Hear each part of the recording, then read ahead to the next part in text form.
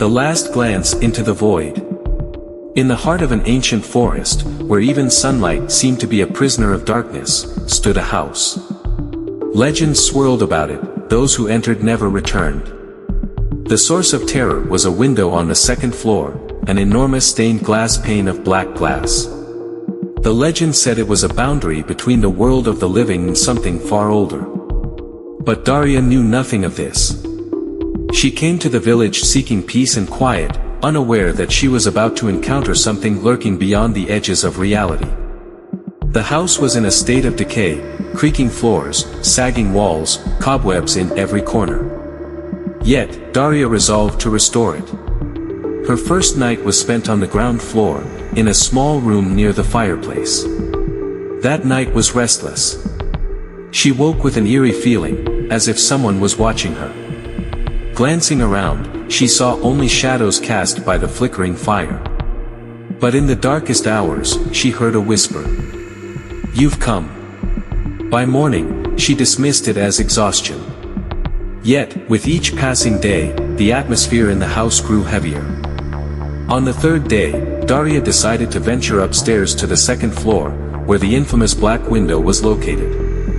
As soon as she entered the room, a strange sensation gripped her. Someone was watching her. The stained glass was unusual, its surface seemed less like glass and more like something alive. When Daria moved closer, she thought she saw a shadow flicker beyond the pane. But there was nothing behind it, only the dense forest. Daria began to discover odd things. In one attic cupboard, she found diaries belonging to the house's previous occupants. One of them read, "The stained glass is not a window. It's a gate. If you stare into it too long, you'll see them. But the worst part is, they'll see you." In another journal, she read even stranger words. "I saw her. She stared at me from the depths of the glass. Her face became mine, and now I no longer know who I am." Daria dismissed these as delusions. But that night, she heard the whisper again. At dawn, she decided to conduct an experiment. She placed a mirror opposite the stained glass to see what might be reflected within its depths. As soon as the mirror was turned, silhouettes began to take shape in the reflection. They weren't trees or the forest. They were faces, distorted, inhuman. They seemed to push toward the surface of the glass, desperate to break free. Suddenly, Daria saw herself in the reflection. But her face was twisted, her eyes black. Her reflection spoke. "Why did you open us? Now we will always be with you." Terrified, Daria threw the mirror to the floor, shattering it. Her reflection disappeared, but the stained glass began to vibrate. Long, black shadows poured out of it, filling the room. Daria tried to escape, but when she reached the door, the shadows wrapped around her wrists.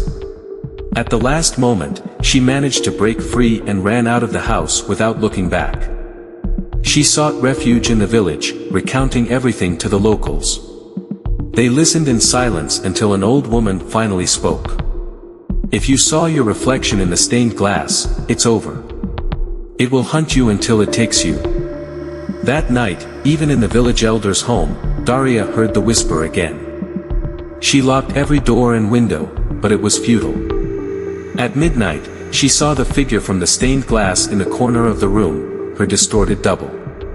The creature smiled, its lips mouthing, "The house is waiting for you." At dawn, the villagers found her bed empty. The only trace left behind was a handprint on the windowpane. Since then, the house became even more ominous. Anyone passing by could see the silhouette of a woman in the stained glass. Sometimes it moved, sometimes it simply stared. But one thing never changed: if you stared into that window for too long, you'd see your own reflection.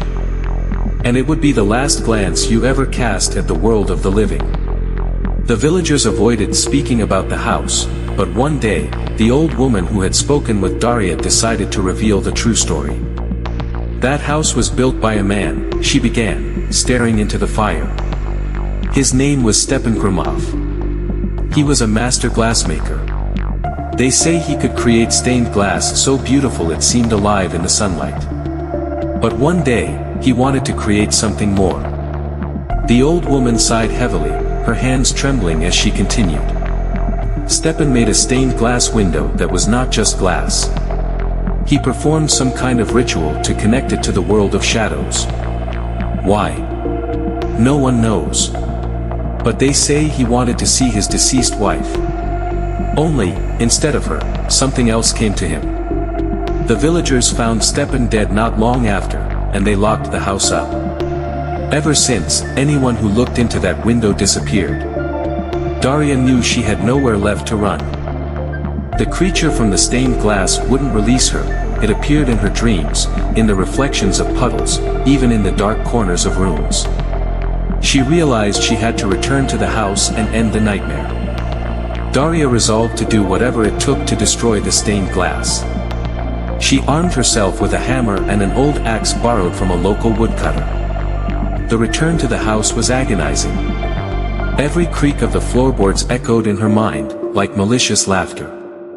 When she reached the stained glass, fear engulfed her. The window was no longer still. The glass pulsed like living tissue, and silhouettes emerged once again on its surface. Among them was her own distorted face. Daria raised the hammer and struck with all her might. The scream that erupted in that moment was inhuman.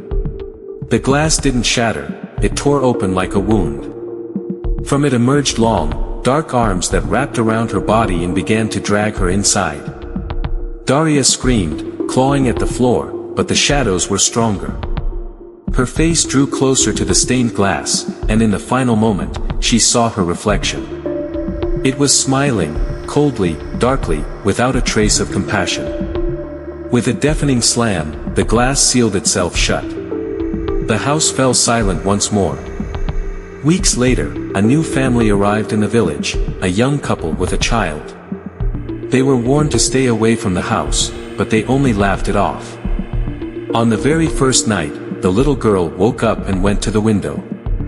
In the depths of the forest, she saw a light, a flickering glow that beckoned her.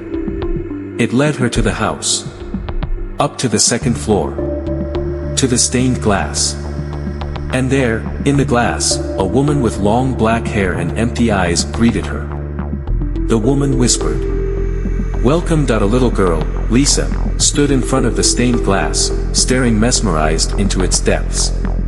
Her parents, Alexei and Marina, slept peacefully downstairs, unaware that their daughter had left her room. "Do you want to see magic?" A soft voice echoed from the window. Lisa nodded. Images began to form in the glass, blooming gardens, castles of light, and fantastical creatures. They beckoned her closer. But the longer she watched, the more the scenes distorted. The gardens withered, the castles crumbled, and the creatures transformed into dark figures with hollow eyes. Lisa screamed, and her parents woke up. Marina rushed into the room on the second floor. Lisa was standing right in front of the stained glass, her eyes vacant, as if life had drained from her body.